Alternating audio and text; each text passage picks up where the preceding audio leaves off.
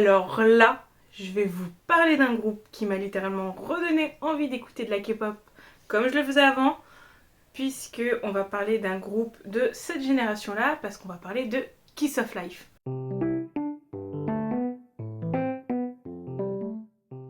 Kiss of Life, depuis qu'elles sont en pré-début, c'est mes petites chouchoutes. Je crois que je l'ai déjà dit dans plusieurs vidéos, mais vraiment, genre, c'est un groupe que j'adore. Il a une petite vibe un peu deuxième, troisième génération qui fait que je kiffe leur musique. Vraiment, même la celle qui vient de sortir, petite pépite. Donc, je vais vous présenter en fait qui sont les Kiss of Life, parce que vous allez voir que certaines ne sortent pas de n'importe où. Faut savoir que Kiss of Life fait un bon parcours depuis leur début, j'ai envie de vous dire, malgré le fait qu'elles soient dans une toute petite agence. Elles sont dans une agence qui s'appelle S2 Entertainment, et c'est pas une des plus grosses agences dont on entend parler, hein, comme la YG, la SM, Big Hit, tout ça, même Starship Entertainment, tout ça. S2 Entertainment, c'est vraiment une petite agence sortie de nulle part. Et elles ont réussi à avoir des trainees venant de grosses agences. Vous allez voir, c'est des grosses agences. Alors, la première dont on va parler, c'est Natty. Et Natty, de son vrai nom, je suis obligée de le regarder parce qu'elle est thaïlandaise. C'est Anachia Suputipong. Je vais vous l'écrire quelque part, hein. On connaît les noms thaïlandais. Hein. Donc comme je l'ai dit, elle est originaire de Thaïlande, mais elle vit en Corée. Sa première apparition dans le monde des idoles, elle date d'il y a un petit moment, puisqu'elle apparaît pour la première fois dans 16. Et je pense que beaucoup connaissent 16, qui est l'émission qui a permis de créer le groupe Twice. Et donc l'émission a été diffusée au courant de l'année 2015. Elle va aller plutôt loin, Natty, puisqu'elle va aller jusqu'à la finale où elle se fera éliminer. Et donc après l'émission, elle décide de retourner en tant que trainee à la JYP. En 2017, elle participe à Idol School dans le but de faire partie du groupe From Is 9, mais elle sera de nouveau éliminée en finale en se classant 13e. Mais ça va lui donner pas mal de visibilité d'avoir fait ces deux émissions-là, puisqu'elle va être engagée chez Swing Entertainment. Son premier single, 19, est sorti le 7 mai 2020. Elle a fait sa première apparition dans une émission musicale en tant qu'artiste solo sur Music Bank de KBS le 8 mai. Donc elle avait une carrière solo avant d'arriver dans Kiss of Life, et il faut savoir que dans le groupe, elle est autrice-compositrice. Et vous allez voir que c'est pas la seule. Ensuite, on va parler de Julie, de son vrai nom Julie Anne. Elle est coréano-américaine. Et vous allez voir, américaine un peu spécifique, puisque cette dernière vient d'Hawaï. Et elle rentre en tant que stagiaire en 2017 chez Black Label, un sous-traitant de YG. Donc c'est une stagiaire de YG.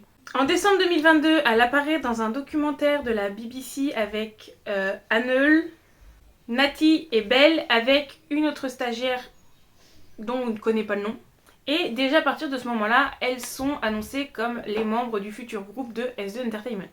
Et elle aussi fait partie des membres qui sont autrices-compositrices. Belle, de son vrai nom Shim Hee-won, est elle aussi une compositrice, mais elle est totalement américaine.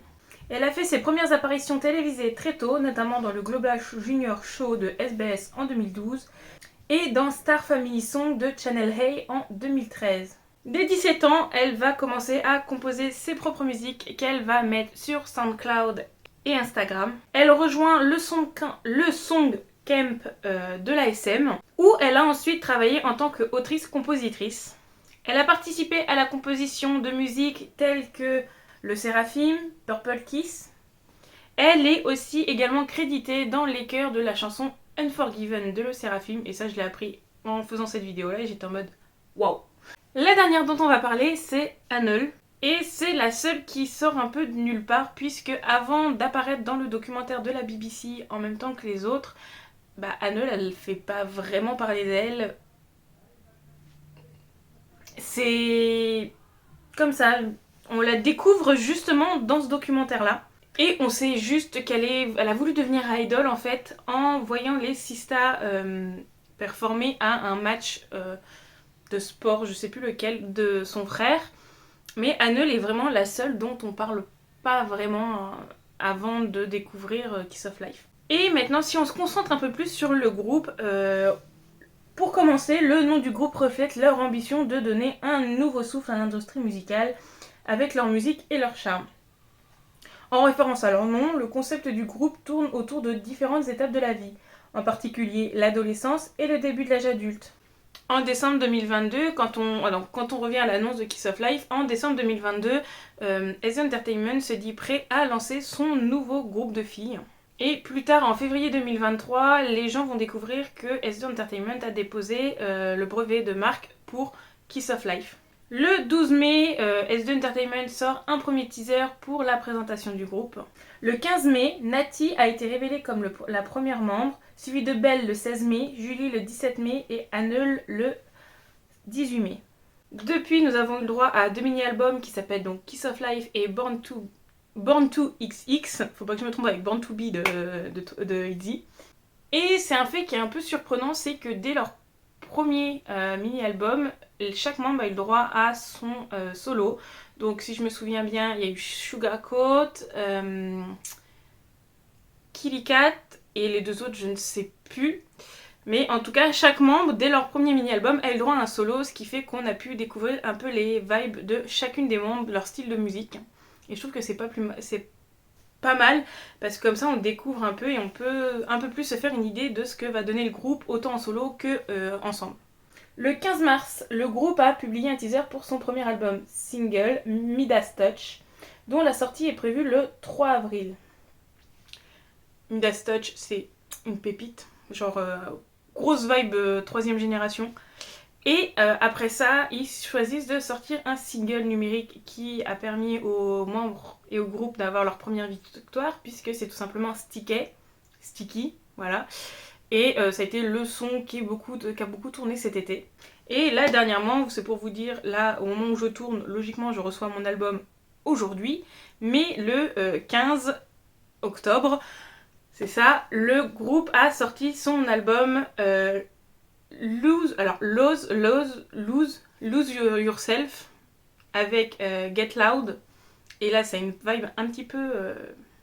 pas latino, parce que c'est pas vraiment ça, mais une petite vibe qui te fait bien bouger. Genre, encore une pépite. Clairement, moi, pour reprendre donc comment je vois Kiss of Life, parce que c'est comme je vous l'ai dit, c'est mes petites chouchoutes du moment. Je les ai découverts totalement par hasard. J'ai été en train d'écouter des musiques et vraiment, il y a une musique qui tournait. Et je crois que c'était leur premier titre, c'était ce truc-là, enfin, vous voyez SHHH là. Et genre j'étais en mode ah c'est trop cool. Et puis j'ai écouté chacun des duos, tout ça, enfin chacun des solos. Et genre j'ai vraiment kiffé. Et après je les ai, dès qu'ils sortaient un album, tout ça, je suivais. Et puis là dernièrement j'ai acheté Midas Touch. Là je vais recevoir Lose Yourself. C'est, je pense, un groupe prometteur, même s'ils viennent d'une petite agence. Et ça c'est vraiment cool qu'aujourd'hui même les groupes des petites agences peuvent autant réussir que ceux des grosses. Et je pense que si elles continuent sur leur lancée, elles peuvent vraiment faire un beau parcours. Donc vraiment, genre si vous connaissez pas Kiss of Life, allez écouter. Vraiment, allez écouter, c'est vraiment genre trop cool. Surtout si vous êtes nostalgique de la 2ème, 3ème génération. Allez-y, je pense que ça peut fortement vous plaire. Puis, même les clips ils sont cool. Même les clips ils sont cool. Et puis à fond un peu dans tout, les premiers c'était un peu hip-hop, là on est un peu plus vibe, un peu latino, ça bouge, tout ça, électro. Allez-y, je pense qu'elles vont faire un peu de tout, donc je pense qu'elles peuvent plaire à un plus large public. Donc vraiment, genre je fais de la propagande à ce niveau-là, allez voir Kiss of Life.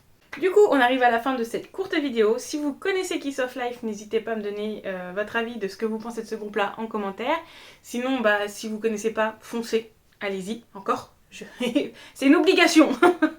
Et puis je vous souhaite une bonne journée, une bonne soirée en fonction de l'heure à laquelle vous regardez cette vidéo. Et surtout, prenez soin de vous.